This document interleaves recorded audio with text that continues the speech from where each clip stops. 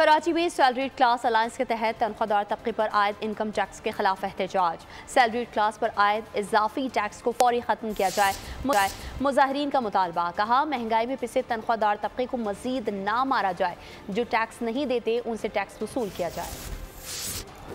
Salaried class को मजीद पीसा जा रहा है, तो वही हो गया गन्ने की मशीन से आप डालते रहो और निकालते रहो, बजाय इसके कि आप जो दूसरे लोगों को टैक्स नेट में लेके आए, ज़मींदार तबका है उसको लेके आए। हमारी सैलरीड क्लास ही जो है वो पिसी जा रही है और उसको टैक्स देने का कोई बेनिफिट भी नहीं है। सबसे बड़ा मसला ये है इसका। सारा इनका जोर चलता है तनख्वाहदार तबके के ऊपर। इतने बड़े बड़े जागीरदार बैठे यहाँ पे, इतने बड़े बड़े जाइंट्स बैठे, 1 रुपया टैक्स ही देते, उनसे नहीं वसूल करते। जो टैक्स दे रहा है उसी को ये मजीद जो है इनका जोर चलता है और उनसे जो है मजीद खून निचोड़ रही है।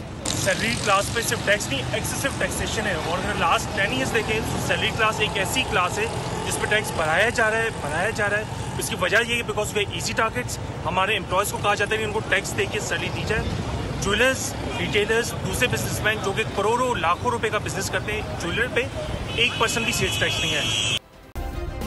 सब्सक्राइब करें और बेल दबाएं ताकि कोई खबर रह न जाए।